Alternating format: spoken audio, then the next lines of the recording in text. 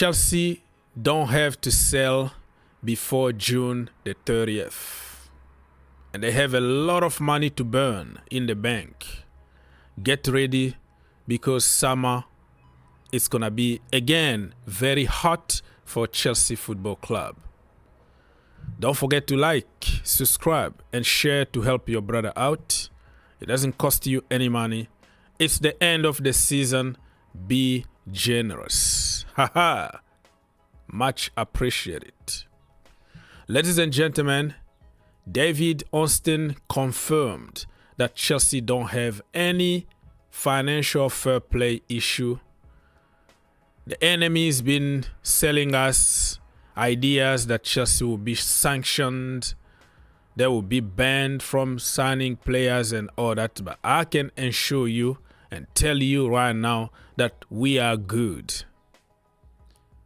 Todd Boehly and his people are not stupid.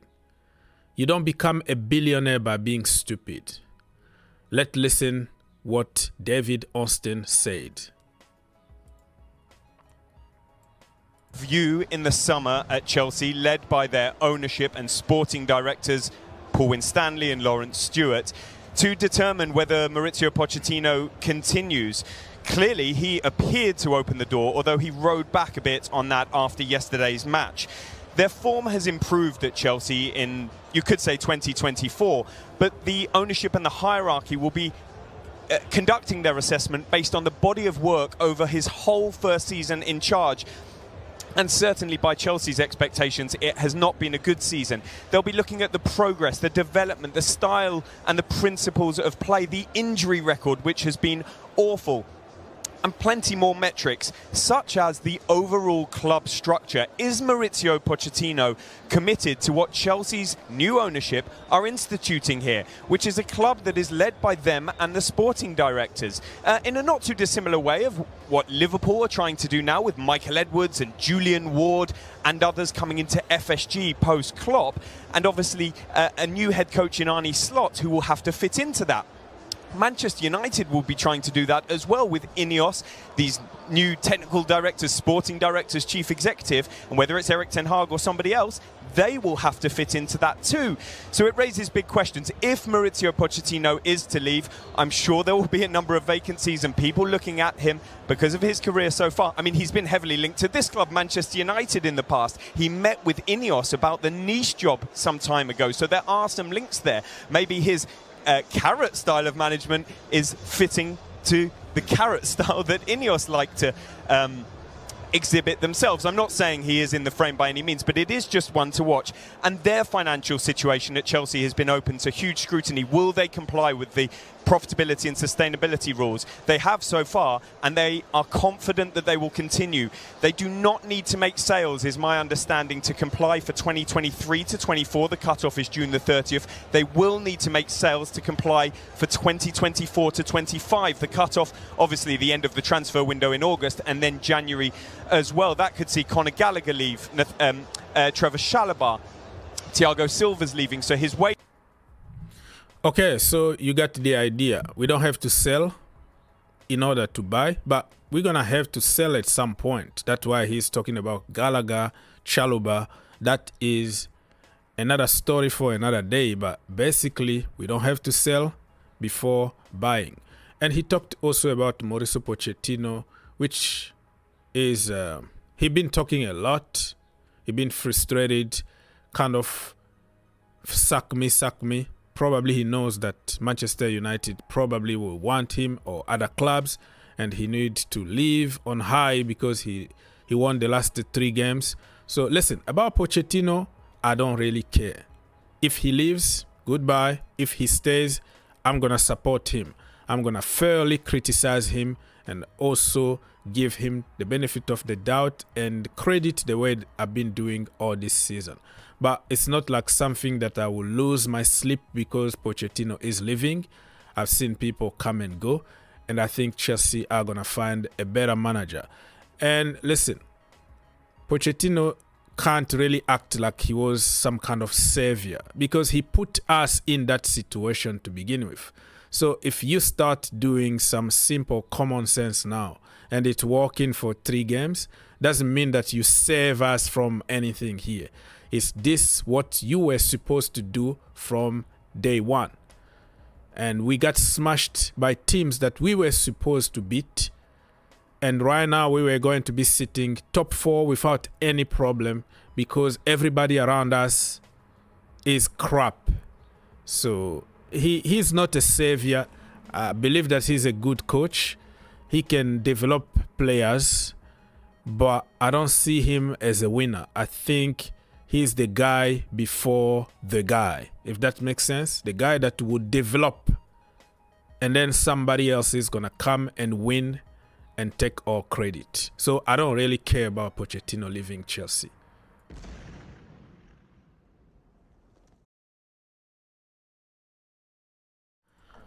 Let's move on very quickly.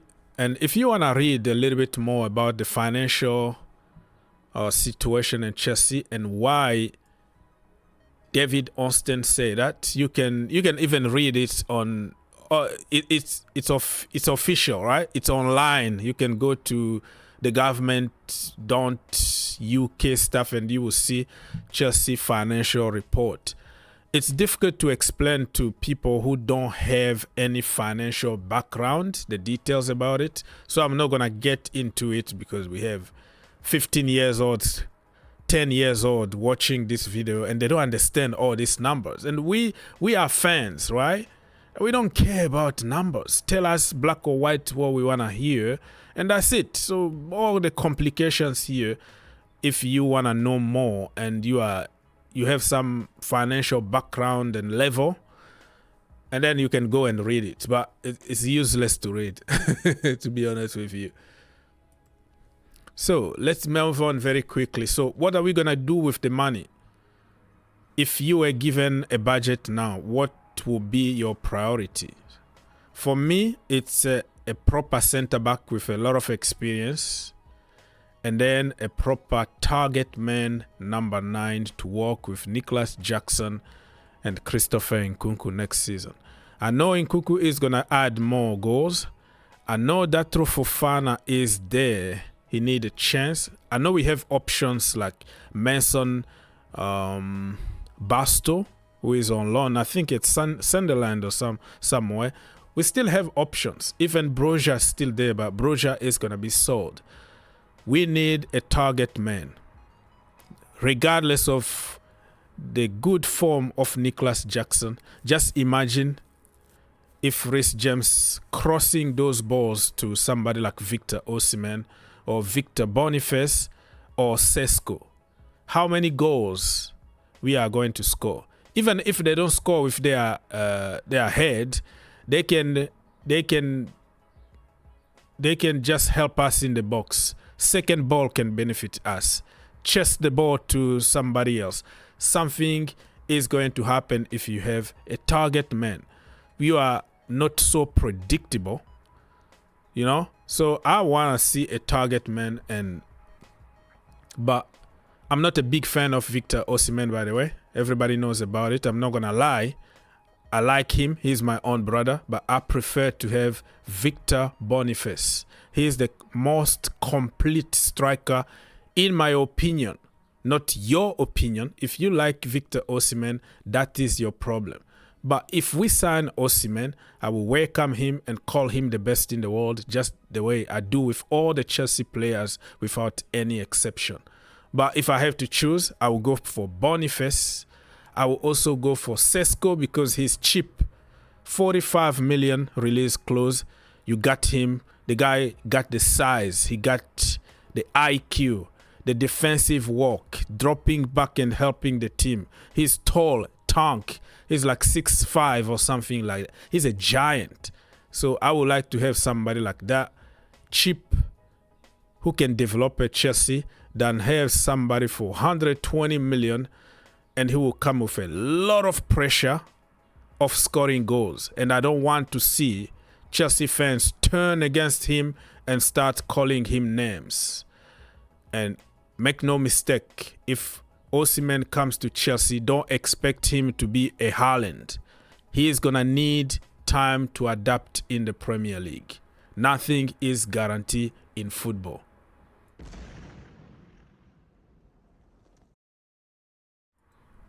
And talking about spending money and Osimhen and Josko Gvardiol or Sesko, Benjamin Sesko, he met already Chelsea. He also met Arsenal. Yesterday he was at Old Trafford. So I think his agent is trying to sell him everywhere, right? Sesko.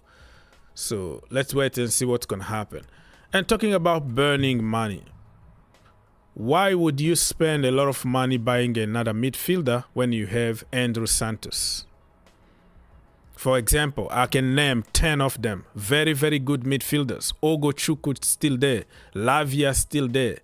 And you have Gallagher. You have Caicedo. You have Enzo. So many of them. Leo Cassadine.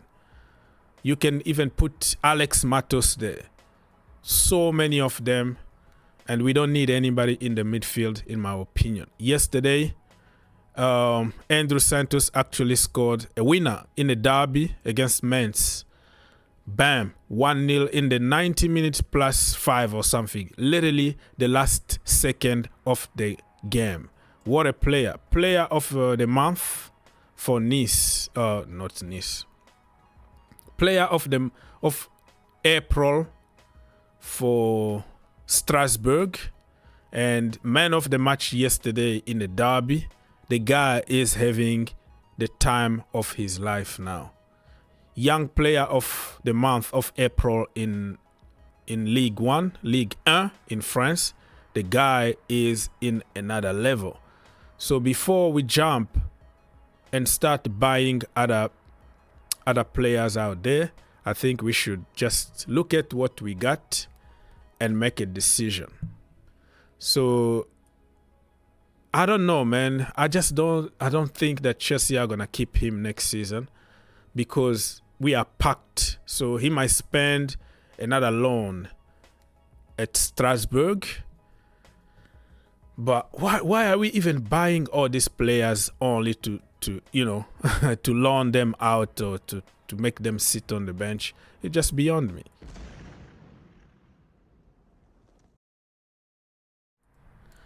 Okay, we move very, very quickly. Another wonder kid that we are trying to sign is Willian, or you can call him Messinho if you can't pronounce his name. Istivao Willian. But Willian is very easy to pronounce because we used to have another Willian at Chelsea Football Club. So, Chelsea still pushing and trying to sign him. The other day, the last game they played, he actually had an amazing assist. Not only assist, but if you look at statistics from that game, wow. That guy got high IQ level. I'm not telling you that he's going to be the next Neymar. He's going to be his own player, you know. He's Instavao, Willian, call him Messinho. But the guy at 16, 17 years old, the level of IQ is through the roof. So if Chelsea want to close this deal before Real Madrid jumped into the opportunity, they have to do it now. And I'm okay with that. People have been saying, oh, we are tired of young players and kindergarten project. It's just a mindset. It's a fake narrative. Chelsea are not in this position today because of young players. They are in that position because of bad coaching, bad decisions from Pochettino. And you also can say because of injuries. But injuries can't be the reason why Chelsea perform poorly against U17 Liverpool, or dropping point against Burnley, Sheffield United, losing games at home, you know, against like Brentford, teams like that. Don't sell me that idea. That's a bunch of crap. Pochettino is trying to justify his failure by trying to blame everything on experience and young players. It's not fair. And the last games, we've been winning with the same young players, right? Because why? Because he's using simple common sense, using players in their natural positions. That is the minimum that you can do. and not put Chilwell, Kukurea, and Jan Madsen on the bench when you are playing Levi Colwill as a left back and we lose a game against Aston Villa at home and you come out and blame experience and the lack of quality and young players. BS. Okay, before this video got too long, let's talk about our brother Kendry Paez. The other day, like 2 days ago, he had 1 goal, 1 assist. They were losing 1-0. He scored a penalty and he had an amazing assist. 2-1 to them. And this guy also, the IQ level is top notch.